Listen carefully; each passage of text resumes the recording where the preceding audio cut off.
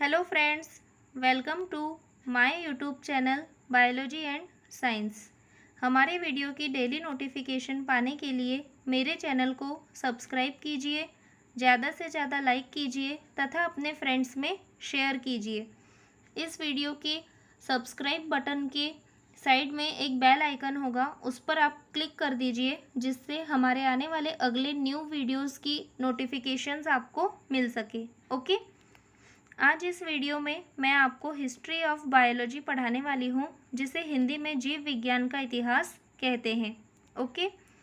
अगर हम इतिहास या हिस्ट्री वर्ड की बात करें तो हिस्ट्री का मीनिंग होता है कि उसकी शुरुआत कहाँ से हुई, उसकी शुरुआत कहाँ से हुई, उसकी शुरुआत कब हुई, उसकी शुरुआत किसने की। ओके। यही सब जानना या इन सवालों के जवाब ही इतिहास के अंतर्गत आते हैं। इतिहास में कई ऐसे वैज्ञानिक रहे हैं जिन्होंने अलग अलग वस्तुओं का आविष्कार किया है या किसी न किसी चीज़ की खोज की है। ठीक है। आज का हमारा टॉपिक हिस्ट्री ऑफ बायोलॉजी है। ओके। जीव विज्ञान का इतिहास। तो हमें बायोलॉजी की हिस्ट्री पर ही डिस्कस करना है। आइए हम लोग देख लेते हैं जो जीव विज्ञान शब्द है, बायोलॉजी वर्ड है, वो किस लैंग्वेज से लिया गया है। तो देखते हैं। बायोलॉजी वर्ड जो है वो ग्रीक वर्ड है। ओके। जो ग्रीक भाषा है उससे जीव विज्ञान शब्द की उत्पत्ति हुई है। नॉर्मली अगर देखा जाए तो जीव विज्ञान को इंग्लिश में बायोलॉजी बोला जाता है, बट ये बायोलॉजी वर्ड दो शब्दों से मिलकर बना है। फर्स्ट वर्ड है बायो, सेकंड वर्ड है लोगोस। ओके। बायो का अर्थ होता है जीव या सजीव, लोगोस का अर्थ होता है अध्ययन करना। देखिए, जब हम बायो और लोगोस दोनों को ज्वाइन करते हैं तब बनता है बायोलॉजी। वैसे ही हम अगर इनके मीनिंग्स को भी ज्वाइन करें तो जीवों का अध्ययन करना या सजीवों का अध्ययन करना, यही कहलाएगा जीव विज्ञान। ओके। जीव विज्ञान की अगर एक हम बायोलॉजी की सही डेफिनेशन कहा जाए कि क्या होती है, तो वो होती है study of living beings. Okay. Biology की एक सही डेफिनेशन है स्टडी ऑफ लिविंग बींग्स। जितने भी लिविंग बींग्स हैं उनके बारे में स्टडी करना ही बायोलॉजी कहलाता है। हिंदी मीडियम में अगर देखा जाए तो सजीवों का अध्ययन करना ही जीव विज्ञान कहलाता है। अब हम लोग देख लेते हैं कि जीव विज्ञान शब्द सर्वप्रथम किसने दिया है। ठीक है। ऐसे कौन से साइंटिस्ट है जिन्होंने जीव विज्ञान शब्द सर्वप्रथम दिया था, तो वो है लेमार्क एवं ट्रेविरेनस। ओके। ये दो अलग अलग साइंटिस्ट हैं, इन दोनों ने ही मिलकर जीव विज्ञान शब्द को सर्वप्रथम दिया था। अब बात ये आती है कि इन्होंने ये शब्द तो दे दिया, बट कभी कभी ऑब्जेक्टिव में ये भी पूछ लिया जाता है कि जीव विज्ञान शब्द की उत्पत्ति सर्वप्रथम जो दिया तो वो कौन से सन में दिया। ओके। तो जीव विज्ञान शब्द सर्वप्रथम दिया लेमार्क एवं ट्रेविरेनस ने सन 1802 में। ठीक है। आप लोग ये अपने कॉपी पेन लेकर बैठिए, उसमें ये सब कुछ नोट डाउन करते जाइए, तो आप बाद में रिवीजन करेंगे तो आपको इस पूरे वीडियो के अंदर जो भी सार भरा हुआ है वो सब याद हो जाएगा। ठीक है। देखिए, नेक्स्ट अगर देखा जाए कि जीव विज्ञान की अलग अलग शाखाएं होती है। ठीक है। इसकी बहुत सारी शाखाएं होती है, कम से कम इसकी 55 से अधिक शाखाएं होती है, लेकिन उन सभी को पढ़ना ज़रूरी नहीं है। ओके। तो उन 55 से अधिक शाखाओं में से मैं आज आपको दो शाखाएं बताने वाली हूँ, जिनमें से पहली शाखा है जंतु विज्ञान तथा दूसरी शाखा है वनस्पति विज्ञान। ओके। इस स्लाइड को मैंने इंग्लिश मीडियम के बच्चों के लिए अलग से बनाया है, तो आइए हम वहाँ पर देख लेते हैं। यहाँ पर आपको इतना ही याद रखना है कि हम इस वीडियो में जीव विज्ञान की दो शाखाएं पढ़ने वाले हैं। पहली है जंतु विज्ञान एंड दूसरी है वनस्पति विज्ञान। देखिए, ब्रांचेस ऑफ बायोलॉजी। ठीक है। बायोलॉजी की अलग अलग ब्रांचेस होती है, मोर देन 55 ब्रांचेस होती है, बट उसमें से हम यहाँ पर दो ही ब्रांचेस के बारे में पढ़ना है। सबसे फर्स्ट ब्रांच है जूलॉजी। लास्ट वाली स्लाइड में हमने जंतु विज्ञान कहा था, उस जंतु विज्ञान को ही इंग्लिश में बोला जाता है जूलॉजी। और सेकंड नंबर पर पढ़ा था वनस्पति विज्ञान। वनस्पति विज्ञान को इंग्लिश में बोलते हैं बॉटनी। ओके। सबसे फर्स्ट ब्रांच है जूलॉजी एंड सेकंड ब्रांच है बॉटनी। ठीक है। अब हम जूलॉजी और बॉटनी इन दोनों के बारे में थोड़ा थोड़ा सा डिटेल में पढ़ लेंगे। देखिए, सबसे पहले हम लोग पढ़ते हैं जंतु विज्ञान। ओके, जंतु विज्ञान को इंग्लिश में जूलॉजी बोलते हैं। ठीक है, अगर हम जूलॉजी की बात करें तो इस शाखा में जंतुओं का अध्ययन किया जाता है। ठीक है, जैसे अगर अध्ययन की बात की जाए, सजीवों का अध्ययन करना या जीवों का अध्ययन करना बायोलॉजी कहलाता है। सजीव में तो जंतु जानवर भी आते हैं और पौधे भी आते हैं, बट कुछ कुछ वैज्ञानिकों ने सिर्फ जंतुओं पर रिसर्च किया तो वो अलग शाखा बना दी गई जूलॉजी। कुछ कुछ ऐसे साइंटिस्ट रहे जिन्होंने सिर्फ प्लांट्स के ऊपर रिसर्च किया तो उनके लिए एक अलग शाखा बना दी गई बॉटनी। ठीक है, अब देखते हैं ये जो जंतु विज्ञान है जिसे इंग्लिश में जूलॉजी बोलते हैं, इस शाखा में जंतुओं का अध्ययन किया जाता है। जंतुओं के ऊपर हमारे पास्ट में बहुत सारे अनेक अनेक वैज्ञानिकों ने रिसर्च किए। रिसर्चेस तो अभी भी चल रही है, अलग अलग एनिमल्स पर अभी भी रिसर्च चल रही है, बट इस वीडियो में हम प्रेजेंट नहीं पास्ट पढ़ रहे हैं, हिस्ट्री ऑफ बायोलॉजी। तो पहले बहुत सारे प्राचीन काल में बहुत सारे अलग अलग वैज्ञानिक थे जिन्होंने इस पर स्टडी की, रिसर्च किया, बट वो सारे वैज्ञानिक अपने काम में सफल नहीं हो पाए, असफल रह गए। ठीक है, बट एक वैज्ञानिक ऐसे थे जो जंतुओं का अध्ययन करने वाली इस शाखा में वो बहुत ज़्यादा सफल रहे। ओके, वो थे अरस्तु, जिन्हें इंग्लिश में बोला जाता है एरिस्टोटल। ओके, इनका काल रहा है 384 से 322 BC तक। ठीक है, ये ऐसे वैज्ञानिक थे जिन्हें father of biology, father of zoology, okay, ये भी कहा जाता है। जंतु विज्ञान के पिता या जंतु विज्ञान के जनक भी कहे जाते हैं। ठीक है, ये जीव विज्ञान के पिता या जीव विज्ञान के जनक भी कहे जाते हैं। ठीक है, जीव विज्ञान के साथ साथ ये जंतु विज्ञान के पिता भी कहे जाते हैं। देखिए, अब ये क्यों कहे जाते हैं, इन्हें जनक का दर्जा या पिता का दर्जा दिया गया है, इन्हें फादर ऑफ जूलॉजी बोला है, तो उसके पीछे कोई ना कोई कारण तो रहा होगा। आइए हम उस कारण को देखते हैं। देखिए, ये है अरस्तु, इनकी पिक है, आप ये अरस्तु जी की पिक भी देख लीजिए। पिक से आप देखेंगे तो आपको याद रहेगा कि जंतु विज्ञान के पिता जो थे वो अरस्तु थे। ओके, नेक्स्ट हम लोग देखते हैं बुक हिस्टोरिया एनिमेलिया। अरस्तु ने एक बुक लिखी थी हिस्टोरिया एनिमेलिया। इस बुक में उन्होंने 500 से अधिक जंतुओं पर रिसर्च किया था, वो सब कुछ उन्होंने इस बुक में लिख रखा था और उनकी ये बुक बहुत फेमस हुई। इसीलिए यही क्वेश्चन एग्ज़ाम के पॉइंट ऑफ व्यू से बहुत ज़्यादा मोस्ट IMP क्वेश्चन है, जो कॉम्पिटिटिव एग्ज़ाम में अक्सर पूछ लिया जाता है कि अरस्तु की बुक निम्नलिखित में से कौन सी है, और 4 अलग अलग किताबों के नाम दे दिए जाते हैं और उनमें से आपको किसी एक बुक पर टिक करना होता है। ओके, तो ध्यान रखिएगा, अरस्तु ने एक बुक लिखी थी हिस्टोरिया एनिमेलिया और इस बुक में उन्होंने 500 से अधिक जंतुओं पर रिसर्च करके इसमें उन्होंने लिखा था। ओके, अगर हम देखें कि अरस्तु के कौन कौन से नाम हैं, तो उन्हें फादर ऑफ बायोलॉजी बोलते हैं, फादर ऑफ जूलॉजी बोलते हैं, फादर ऑफ एम्ब्रियोलॉजी बोलते हैं। ओके, अब आप सोच रहे होंगे कि मैम ने हमें फादर ऑफ बायोलॉजी तो बताया, फादर ऑफ जूलॉजी भी बताया, बट फादर ऑफ एम्ब्रियोलॉजी क्यों कहा जाता है, ये तो बताया ही नहीं। तो मैं बताती हूँ आपको कि उन्हें फादर ऑफ एम्ब्रियोलॉजी क्यों कहा जाता है।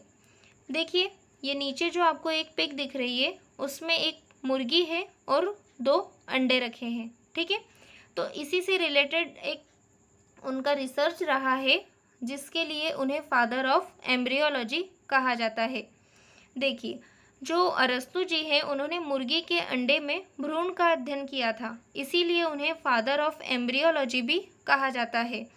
ओके, जो मुर्गी है उसके अंडे में उन्होंने एम्ब्रियो की स्टडी की थी। ओके, और वो जो प्रयोग था उनका वो सफल प्रयोग था, इसीलिए उन्हें फादर ऑफ एम्ब्रियोलॉजी का दर्जा दे दिया गया।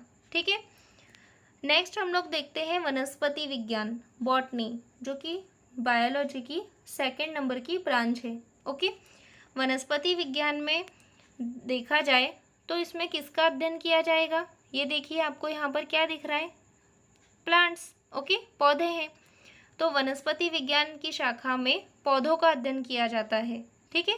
सभी प्रकार के छोटे बड़े प्लांट्स का अध्ययन बॉटनी में किया जाता है। अब देखिए एक वैज्ञानिक है थियोफ्रेस्टस, ओके। बॉटनी जो शाखा है उसमें भी अलग अलग कई वैज्ञानिकों ने पौधों के ऊपर बहुत सारे रिसर्च किए, बट वो सारे वैज्ञानिक उन रिसर्च में पास नहीं हुए, ओके। उनका भी प्रयोग सफल नहीं रहा। लेकिन एक ऐसे साइंटिस्ट थे जिन्होंने 500 से अधिक पौधों का अध्ययन किया, ओके, और वो थे थियोफ्रेस्टस।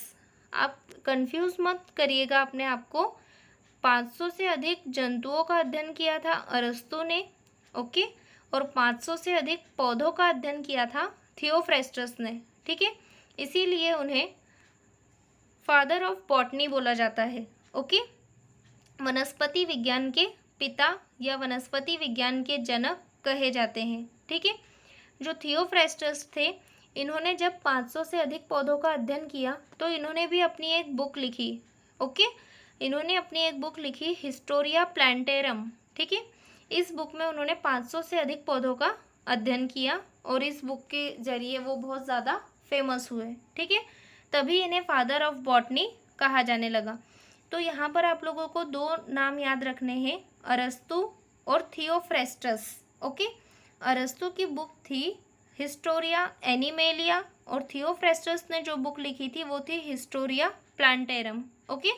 तो ये सब चीज़ें आप अपनी कॉपी में नोट डाउन कर लीजिए और अच्छे से याद कर लीजिए। अब हम देखते हैं कुछ प्रमुख वैज्ञानिकों के नाम। Some important scientist.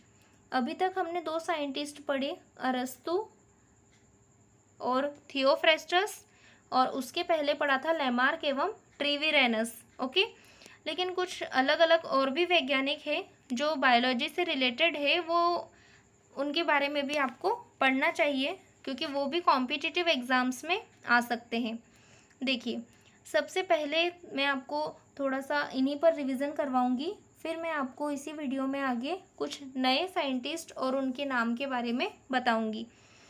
सबसे पहले तो ये देखिए कि अगर आपको ये क्वेश्चन आता है कि जीव विज्ञान के पिता कौन है, ओके, तो उसका आंसर भी क्या आएगा, अरस्तु। अगर इंग्लिश मीडियम वाले बच्चे हैं तो उनके लिए फादर ऑफ बायोलॉजी कौन है, एरिस्टोटल, ओके। इसी क्वेश्चन को वो घुमा फिरा कर भी पूछ सकता है कि जंतु विज्ञान के पिता कौन है, तो जंतु विज्ञान के पिता है अरस्तु। Father of zoology Aristotle, okay. Next अगर इस तरह से भी पूछ सकता है भ्रूणिकी के पिता कौन है, तो वो भी कौन है, अरस्तु, ठीक है। फादर ऑफ एम्ब्रियोलॉजी कौन है, अरस्तु, जिसे एरिस्टोटल इंग्लिश में बोलते हैं, ठीक है। तो अरस्तु एक ही आंसर है और क्वेश्चन उन्होंने पूछ लिए 3 तरीकों से, तो ये सारे 3 तरीके आपको पता होना चाहिए कि उन्हें किस किस के पिता कहा जाता है। जीव विज्ञान के पिता भी अरस्तु को ही कहा जाता है, जंतु विज्ञान के पिता अरस्तु, भ्रूणिकी या एम्ब्रियोलॉजी के पिता भी अरस्तु को ही कहा जाता है। आगे देख लेते हैं हम वनस्पति विज्ञान के जनक, ओके। वनस्पति विज्ञान के जनक भी थियोफ्रेस्टस हैं, इन्हें फादर ऑफ बॉटनी बोला जाता है, ठीक है। इन्हें आधुनिक कुछ नेक्स्ट है, इन्हें देख लीजिए।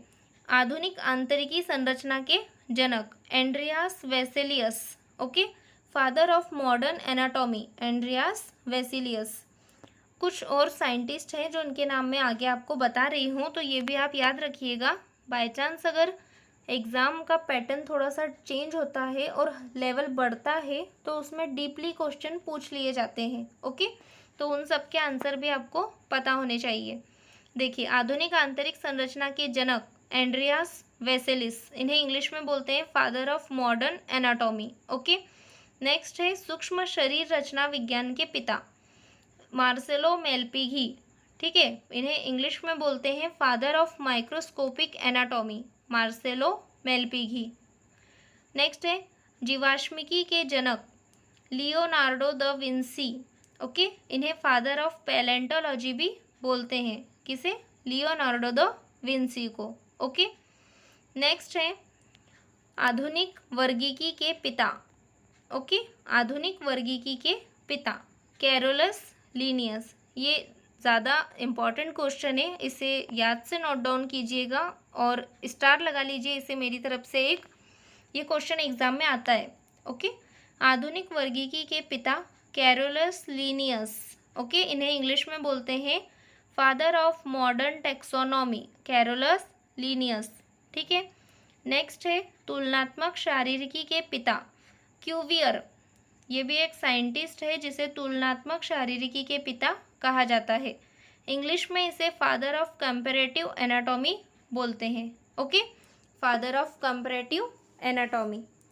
तो आज यहाँ पर हमारा वीडियो ख़त्म होता है। ओके, आज हमने हिस्ट्री ऑफ बायोलॉजी के बारे में डिस्कस किया था।